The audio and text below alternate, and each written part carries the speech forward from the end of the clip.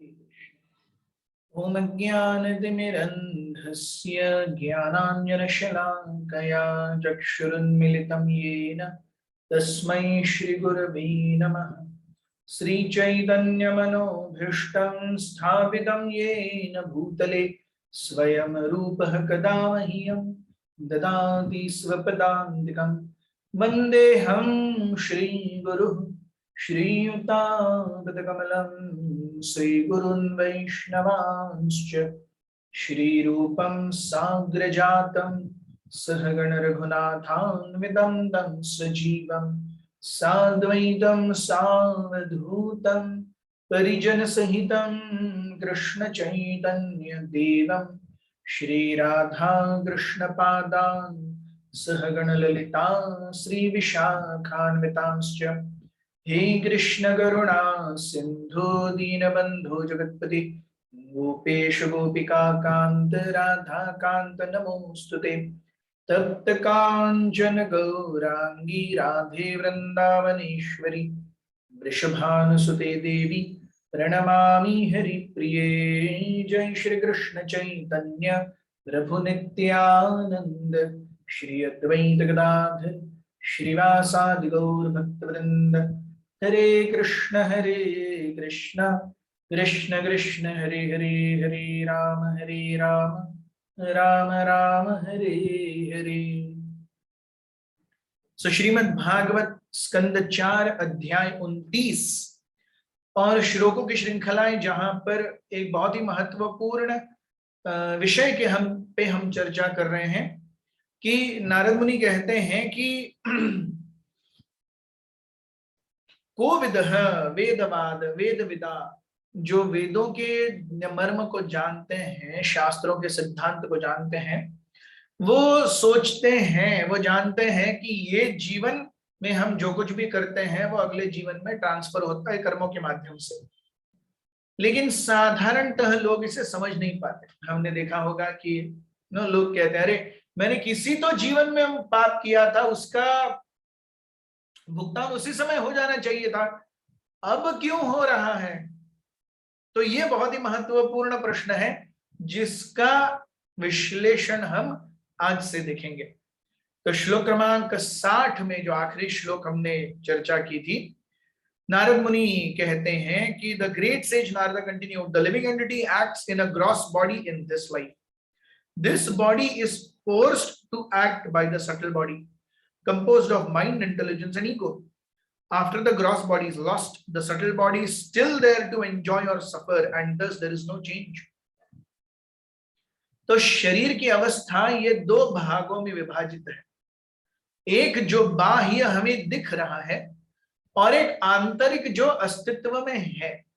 जैसे एक कंप्यूटर में या एक लैपटॉप में दो भाग होते हैं, एक तो बाह्य हार्डवेयर जो हमें दिखता है, स्क्रीन है, कीपैड्स है, माउस पैड है, सब कुछ, और एक अंदर का सॉफ्टवेयर जो सारे रैम रोम इसके बीच में से घूम रहा है, वंस एंड जीरोस, जो एक्चुअली कार्य करवा रहा है। तो ये भी बहुत अच्छा उदाहरण है। अब जैसे एक लैपटॉप है, मेरे पास मैकबुक है, तो वो कितने सारे मैकबुक हैं दुनिया में, लेकिन सभी के अंदर एक ही सॉफ्टवेयर चल रहा है, उसके अपडेट्स आते रहते हैं। कितने सारे सैमसंग के, मेरे पास सैमसंग गैलेक्सी J6 प्लस है, सो कितने दुनिया में सैमसंग गैलेक्सी J6 प्लस है, लेकिन उन सब में सॉफ्टवेयर एक ही है जो कार्य कर रहा है। तो सॉफ्टवेयर एक है, हार्डवेयर बदलता रहता है। वैसे ही हम अंदर का जो सॉफ्टवेयर है सेव है। ओनली थिंग इज, ये जो इसके अंदर का जो सॉफ्टवेयर है उसमें किसी दूसरे व्यक्ति ने प्रोग्राम करके अपडेट्स डालने हैं, है कि नहीं? समय समय पर हमें यहाँ पर अपडेट्स आते रहते हैं। तो ये निर्जीव है, इसीलिए इसके अंदर अपडेट्स मुझे डालने पड़ेंगे या सैमसंग कंपनी को डालने पड़ेंगे। मैं सजीव हूं, मैं आत्मा हूं, लेकिन भगवान के द्वारा निर्मित इसका जो आवरण है मन बुद्धि अहंकार का, तो भगवान का निर्माण देखिए, मन बुद्धि अहंकार निर्जीव है, सजीव नहीं है, फिर भी वो अपने आप अपडेट होते रहते हैं। मोबाइल फोन निर्जीव है, वो अपने आप अपडेट नहीं होता, मुझे करना पड़ता है। मन बुद्धि अहंकार भी निर्जीव है, लेकिन वो अपने आप अपडेट होते हैं। तो आप बताइए, भगवान का क्रिएशन सुपीरियर है या हमारा क्रिएशन सुपीरियर है? हम कितना भी अच्छा मोबाइल बनाए, अपने आप अपडेट जनरेट करेगा क्या वो? नहीं, अपडेट जनरेट उसे कंपनी में ही करना होगा, है कि नहीं? अपडेट जनरेट कंपनी में ही होगा, और हर जगह पर हर मोबाइल में सेम अपडेट जाए। ये देखिए कितना यूनिक है। जितने व्यक्ति उतने अपडेट्स, और अपने आप कोई व्यक्ति अपने आप अपडेट नहीं करता, मतलब खुद से अपडेट नहीं करता, अपने आप अपडेट होता रहता है यहाँ का सॉफ्टवेयर। सो हर किसी का अपडेट अलग अलग है, और वो अपने आप होता रहता है कि नहीं? अब भगवान की निर्जीव वस्तु भी हमारी निर्जीव वस्तु के निर्माण से कितनी अच्छी है। Krishna's unconscious things are also getting updated on their own. That is Krishna. That is Krishna. So हम देखते हैं इन सारे श्लोकों में हमें सटल बॉडी, सूक्ष्म शरीर कैसे काम करता है उसका बहुत सुंदर उदाहरण मिलता है। श्लोक क्रमांक 61। शयान भीमं उत्सृज्य श्वसन्तं पुरुषो यथा कर्मात्मन्याहितं भुङ्क्ते तादृशेनेतरेण वा। The living entity while dreaming gives up the actual living body. Through the activities of his mind and intelligence, he acts in another body, either as a god or a dog. After giving up this process of body, this gross body, the living entity enters either an animal body or a demigod's body on this planet or another planet. He thus enjoys the results of his actions of his past life. तो नारद मुनि उदाहरण देते हैं, जैसे मैं जब स्वप्न देखता हूं, तो स्वप्न में मैं अपना शरीर छोड़ देता हूं। मैं किसी और शरीर में भी हो सकता हूं। कई बार मैं मेरे ही बारे में स्वप्न देखता हूं कि हमेशा नहीं, मैं कुछ उटपटांग भी देखता हूं स्वप्न में। कई बार मेरे स्वप्न में मैं होता ही नहीं हूं। कई बार मेरे स्वप्न में मैं चंद्रमा पर चला गया। अब इस जन्म में तो मैं कभी चंद्रमा पर नहीं गया, तो चंद्रमा पर हूं ये ख्याल आया कहां से? इसका अर्थ है कभी तो किसी तो जीवन में मैं चंद्रमा पर था। वो संस्कार, वो बिंब, दैट इंप्रेशंस आर देयर, और वो अभी फ्लैश हो रहे हैं। हम देखते हैं कई बार हम ऐसी चीजें स्वप्न में देखते हैं जिसका हमारे हकीकत से कोई लेना देना ही नहीं है, दूर दूर तक का। सो कैसे हम समझे कि ये सारी चीजें हमारे स्वप्न में आ रही हैं, वो सारी चीजें हमारे स्वप्न में आ रही हैं कैसे? अरे वैसे ही जैसे अगर मैंने 7 दिन पहले समझ लीजिए बहुत अच्छी बिरयानी खाई है, तो वो जो स्वाद है, वो जो एक्सपीरियंस है, वो मुझे अभी भी याद है। हालांकि 7 दिन गुजर गए, वो हजम होके बाहर भी आ गया, प्लेट भी धुल गई, बर्तन भी घिस गए, लेकिन वो आंतरिक अवस्था में वो अभी तक छुपा हुआ है। ओ पिछले 7 दिन पहले हम इन प्रभु जी के घर गए थे, क्या बिरयानी थी, वाह। So my mind has had that impression and it is carrying that impression even now. And the same thing continues even after body. जैसे वो दिन चला गया, प्लेट धुल गई, बर्तन धुल गया, मैं सो के उठ गया, वो खाई हुई बिरयानी पेट से बाहर भी चली गई, लेकिन वो एक्सपीरियंस हम नहीं भूले। वैसे ही हम इस जीवन में जो कुछ करते हैं वो एक्सपीरियंस संस्कार के रूप में हमारे हृदय पर रहते हैं, और वो अगले जीवन में भी हमें मिलते हैं। तो कभी जीव कुत्ते का शरीर प्राप्त करता है, मनुष्य का, या कभी कभी देवता का, गंधर्व, किन्नर, यक्ष इत्यादि। तो ये सब कर्मों की श्रृंखला के कारण हो गया है। तो मुक्ति अर्थात इस सूक्ष्म देह के बंधन को काटना। स्थूल देह का बंधन तो अपने आप ही उड़ जाएगा, वो तो प्रकृति ही नहीं रखने देगी। मैं 80-90 कुछ भी साल जीऊंगा, उसके बाद में तो मृत्यु है ही है। तो वो जो मृत्यु आएगी तो वो स्थूल देह से छुटकारा देगी ही देगी। सूक्ष्म देह से छुटकारा, इसे कहते हैं मुक्ति। सो हित्वा अन्यथा रूपम स्वरूपेण व्यवस्थिति। तो अभी मेरे स्मृति पटल पर मैंने अपने इस जीवन में और पिछले जन्मों में मैंने क्या क्या कार्य किए हैं, वो सब फ्लैश लाइट की तरह, फ्लैश की तरह चल रहा है। सो हित्वा अन्यथा रूपम, जब मैं बाकी सारे रूपों को छोड़ करके स्वरूप आध्यात्मिक जगत में भगवान के साथ में मेरा दिव्य संबंध क्या है, उस स्वरूप पर जब मैं कॉन्सेंट्रेट करता हूं, and I act on that platform, that is called मुक्ति, दैट इज कॉल्ड स्वरूप सिद्धि। सो इसीलिए हम देखते हैं हमारे जीवन में जप करना, विग्रहों की सेवा करना, वैष्णवों का संग करना, शास्त्रों का पठन करना, ये सारे क्या करते हैं? They are all training our subtle mind. वो हमारे स्मृति पटल पर संस्कारों के बिंदु बना रहे हैं, जिससे वो हमेशा याद है। हम देखते हैं 2+2=4, ये इतना रटा है हमने, पूरी गहरी नींद में भी पानी मार करके कोई ठंडा उठाएगा और पूछेगा 2+2=, कोई भी फाइन नहीं बोलेगा, कि कोई इतना अंदर जहन में बैठ गया 2+2=4। हाँ, वो कभी 3 नहीं होगा, वो 5 नहीं होगा, वो 2.1 भी नहीं होगा, 1.9 में, वो 2 ही रहेगा। This is training the mind. उसी प्रकार से एक जीव जब साधना करता है, हम जब साधना करते हैं, तो साधना के साथ में what am I actually training myself to be? I am training myself to be Krishna conscious internally. तो ऐसी अवस्था जहां पर पूरी गहरी नींद में भी कोई अगर गला काट दे तो वहां पर भी हरे कृष्णा ही आए उसे।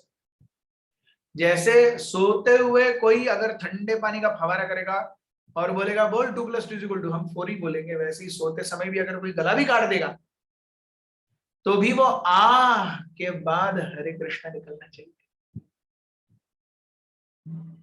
सो इसीलिए the way we train our mind, the way we act on our subtle body to give samskaras is very very important. श्लोक क्रमांक 62। ममैते मनसा यद्यत् आसव अहम इति ब्रुवन् ब्रुवीयात् पुमान् राद्धं कर्म येन पुनर्भव। The living entity labors under the bodily conception of I am this body, I am this, I am that, my duty is this, and therefore I shall do it. These are all mental impressions, and all these activities are temporary. Nonetheless, by the grace of the Supreme Personality of Godhead, the living entity gets a chance to execute all his mental concoctions. Thus, he gets another body. तो मैं स्त्री हूं, पुरुष हूं, उसके अनुसार मेरा ये कर्तव्य है। ये सारे ऐहिक कर्तव्य केवल भ्रम है, नारद मुनि कहते हैं, क्योंकि एक्चुअल अस्तित्व में हम शरीर है ही नहीं, तो शरीर से जुड़े हुए कर्तव्य इतने इंपॉर्टेंट कैसे हो गए? वो इंपॉर्टेंट नहीं है ऐसा नहीं है, लेकिन उनसे ज्यादा इंपॉर्टेंट है भक्ति के संस्कार। तो भगवान इतने कृपालु हैं कि हमें वो फोर्स नहीं करते भक्ति करो ना, what ever is your desire. अगर आपकी इच्छा है ऐहिक कर्तव्यों को और उत्तरदायित्व निभाने की, ठीक है, टेक अनदर बॉडी, यस, निभाते रहो। तो जब तक जीव की इच्छा पूर्ण रूप से नहीं होती कि मुझे भगवान छोड़ करके और कुछ नहीं चाहिए, तब तक जीव इस कर्म बंधन की श्रृंखला में फंसा ही रहता है।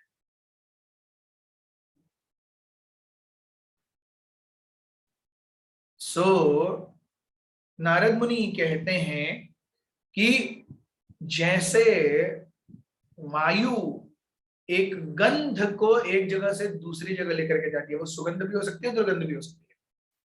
वायु जैसे गंध को गटर से उठा करके लेके जाती है और फूल की क्यारियों से भी उड़ा करके लेके जाती है, हवा हवा है। वैसे ही हमारा जो मन है वो हमारे संस्कारों को और हमारी चेतना को एक शरीर से दूसरे शरीर लेके जाता है। तो वायु गंध को लेकर के जाती है और मन जो है वो संस्कार और बिंबों को लेकर के जाता है, जिसके कारण नया जीव नया शरीर धारण करता है उसके उपभोगों के लिए। वो अच्छे उपभोग हो सकते हैं, बुरे उपभोग भी हो सकते हैं।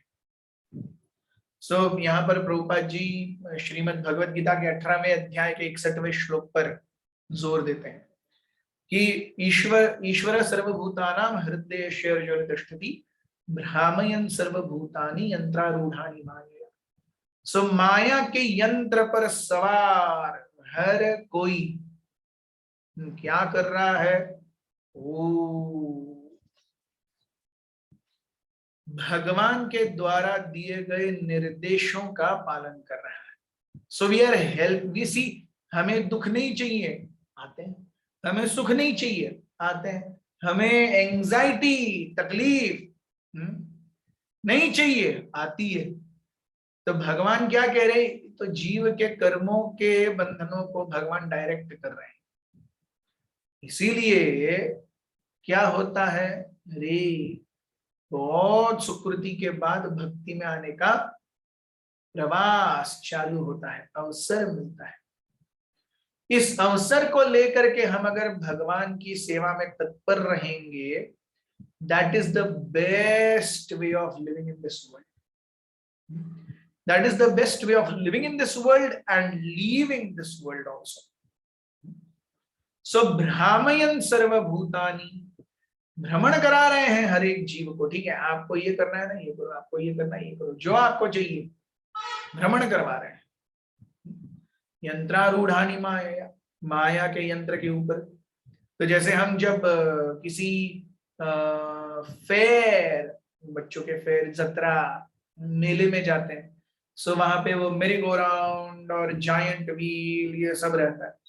सो ओ ठीक है, ये टिकट खरीदो, इसमें घूमो, वो टिकट खरीदो, उसमें घूमो, और टिकट खरीदो, टॉय ट्रेन में घूमो, और टिकट खरीदो, वो डार्ट मारो, और टिकट खरीदो, कुछ कुछ।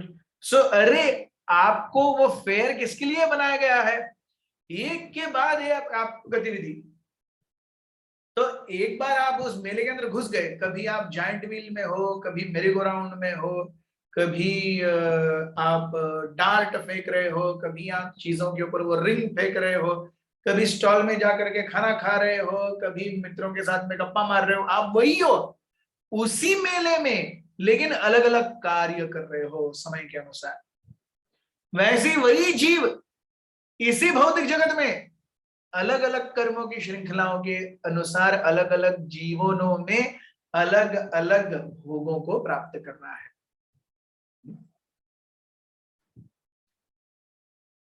श्लोक क्रमांक 63। यथानुमीयते चित्तम उभयैरिन्द्रियैः एवं प्राग्देहजं कर्म लक्ष्यते चित्तवृत्तिभिः। One can understand the mental or conscious position of a living entity by the activities of two kinds of senses, the knowledge acquiring senses and the executive senses. Similarly, by the mental condition or consciousness of a person, one can understand his position in the previous life. तो एक व्यक्ति जैसे बर्ताव कर रहा है, जैसे उसकी इंद्रियां कार्य कर रही हैं, वो क्या दिखाता है, वो मन के अंदर क्या सोच रहा है। व्यक्ति जैसे बोलता है, कार्य करता है, डिसीजंस लेता है, ये सारी चीजें उसके सोच विचार की पद्धति के बारे में बताती है। वही पहले सोच विचार आया, उसके बाद में कृति आई, है कि नहीं? बिना सोचे समझे कोई कुछ नहीं करता। At least subtly we are conscious of something, that's when we do it. So पहले सोच है, उसके बाद में कृति है। उसी प्रकार से पहले के जीवन है, उसमें कर्म है, उसी के कारण इस जीवन में ये चेतना प्राप्त हुई है। This is very important concept to understand. So पहले के जीवन में उसके कर्मों से हमें इस जीवन में चेतना प्राप्त होती है। Yes, this is very important. So वैसे ही जैसे इस जीवन में हम जो कृति कर रहे हैं, वो कृति पहले हम सोचते हैं और उसके बाद में वो कृति के रूप में या कार्य के रूप में प्रस्थापित होती है।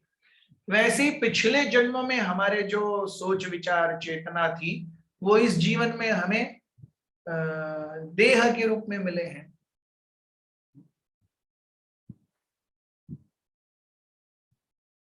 श्लोक क्रमांक 64। नानुभूतं क्वचानेन देहेना दृष्टमश्रुतं कदाचित् उपलभ्येत यद्रूपं यदृगामनि। Sometimes we suddenly experience something that was never experienced in the present body by sight or hearing. Sometimes we see such things suddenly in dreams. तो हमने कभी कुछ नहीं ऐसा अनुभव किया एकदम से। जैसे हम देखते हैं इस जीवन में माँ के पेट से बच्चा बाहर आता है, तुरंत माँ का स्तन चूसने लगता है। कैसे पता चला? ये स्तन है, यहां से दूध मिलेगा, वो उसे चूसना चाहिए। कैसे पता? उसने तो आंखें ही नहीं खोली, वो तो कॉलेज गया ही नहीं है, सीखा ही नहीं है कुछ। कैसे पता पीना कैसे है माँ का दूध?